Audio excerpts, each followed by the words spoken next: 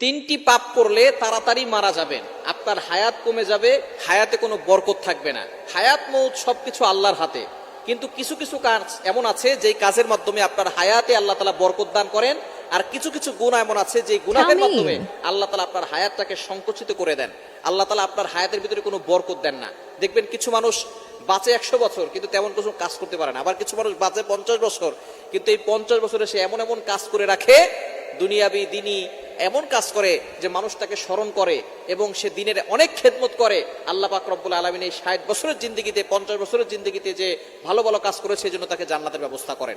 এজন্য আমাদের হযরত আলী রাদিয়াল্লাহু আনহু তিনি বলেছেন যে আমাদের কিছু কাজ এমন আছে যে কাজের মাধ্যমে আমাদের হায়াতে বরকত আসে, আর কিছু কাজ আছে যে কাজের মাধ্যমে হায়াতের ভিতরে বরকত কমে যায়। তো এমন কিছু গুনাহ আছে যে তিনটি গুনাহ নবীজি সাল্লাল্লাহু আলাইহি ওয়াসাল্লাম জানিয়ে দিয়েছেন, এটা হচ্ছে কবিরা গুনাহের বড় গুনাহ। সব গুনাই কিছু গুনাহ আছে বড় গুনাহ, কিছু গুনাহ আছে সগীরা গুনাহ, ছোট গুনাহ। তো কবিরা গুনাহ যেগুলো আছে তার ভিতরেও বড় তিনটি গুনাহ আছে। এই গুনাহগুলো যারা করবে তাদের হায়াত সংকুচিত হয়ে যাবে, তারা দ্রুত দুনিয়া থেকে বিদায় নেবে। এক নাম্বার হচ্ছে আশিরকু বিল্লাহ, আল্লাহর সাথে কাউকে শরীক করা, অংশীদার করা।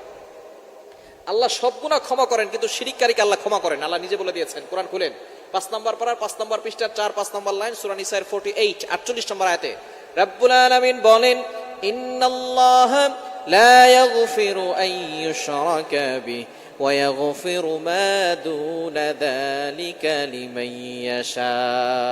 আল্লাহ পাক রব্বুল আলামিন সব গুনাহ ক্ষমা করেন, কিন্তু যারা শিরিক করে তাদের গুনাহ আল্লাহ কখনো ক্ষমা করেন না। এজন্য 1 নাম্বার সবচেয়ে বড় গুনাহ হচ্ছে শিরিক করা। ক্যান্সারের অ্যানসার আছে কিন্তু শিরিকের কোনো অ্যানসার নাই। ক্যান্সারের অ্যানসার আছে, শিরিকের কোনো অ্যানসার নাই। সবচেয়ে বড় পাপ এই শিরিক। এই শিরিক থেকে আমাদেরকে দূরে সরে আসতে হবে। শিরিক হলো সবচেয়ে বড় পাপ, সকল পাপের বাপ। এজন্য শিরিক কখনো করা যাবে না।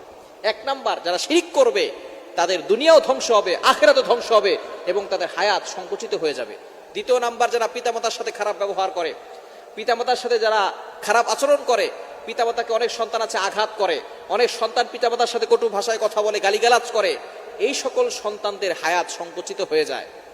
দুনিয়ার ভিতরে কিছু শাস্তি আছে আল্লাহ তাআলা দ্রুত দেন, তার ভিতরে 1 নম্বর শাস্তি হচ্ছে পিতামাতার অবাধ্য যারা হয়, পিতামাতার সাথে খারাপ ব্যবহার করে, তাদের সন্তান যখন দুনিয়াতে আসে তারাও ওই পিতামাতার সাথে খারাপ ব্যবহার করে। আল্লাহ তাআলা দুনিয়া থেকেই তাদের শাস্তি শুরু করেন এবং দ্রুত শুরু করেন। এজন্য পিতামাতার অবাধ্য হওয়া যাবে না। আল্লাহ তাআলা যেখানেই পিতামাতার কথা বলেছেন সেখানেই ব্যাখ্যা করেছেন। নামাজের কথা বলেছেন আল্লাহ তাআলা, ওয়াকিমুস সালাহ, এস্টাবলিশ প্রেয়ার, নামাজ কায়েম করো, আতুজ যাকাত, যাকাত দাও। কিন্তু পিতামাতার কথা আল্লাহ তাআলা যেখানে বলেছেন সেখানে অনেক লম্বা আয়াত দিয়েছেন, লম্বা ব্যাখ্যা করেছেন। কোরআন খুলেন, আল্লাহ তাআলা নিজে বলে দিয়েছেন 15 নম্বর পারা 3 নম্বর পৃষ্ঠার 6, 7, 8, 9 নম্বর লাইনগুলোতে, সূরা বনী ইসরাঈলের 23, 24 নম্বর আয়াতগুলোতে রব্বুল আলামিন বলেন, ওয়াকাদা রাব্বুকা আল্লা তা'বুদু ইল্লা ইয়্যাহু ওয়া বিল ওয়ালিদাইনি ইহসানা। 1 নম্বর আল্লাহ অর্ডার করে দিয়েছেন আমি আল্লাহর ইবাদত করতে হবে, আল্লাহ ছাড়া কারো ইবাদত করা যাবে না। ওয়া বিল ওয়ালিদাইনি ইহসানা। 2 নাম্বার হচ্ছে good dealings with parents, good behaviour with parents, পিতামাতার সাথে ভালো ব্যবহার করতে হবে।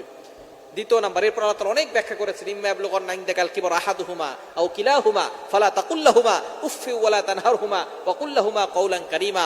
পিতামাতার সাথে উফ শব্দটি বলা যাবে না, তোমার কোনো ব্যবহারে পিতামাতা যাতে করে উফ শব্দটি না বলে, এবং পিতামাতাকে ধমক দেওয়া যাবে না, তাদের সাথে সুন্দর ব্যবহার করতে হবে।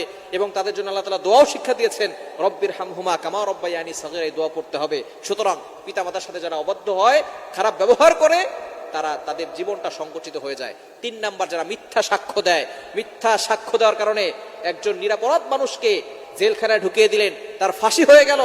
সুতরাং আপনি যে মিথ্যা সাক্ষী দিয়েছেন আপনার হায়াতটাকে আল্লাহ তাআলা সংকুচিত করে দিবেন। এই মিথ্যা সাক্ষী দেওয়া হচ্ছে জঘন্যতম অপরাধ। নবী সাল্লাল্লাহু আলাইহি ওয়াসাল্লাম এই বিষয়ে সতর্ক করেছেন। এই 3টি অপরাধের কারণে মানুষের হায়াত সংকীর্ণ হয়ে যায়, হায়াত কমে যায়, দ্রুত সে মারা যায়। 3টি পাপ করলে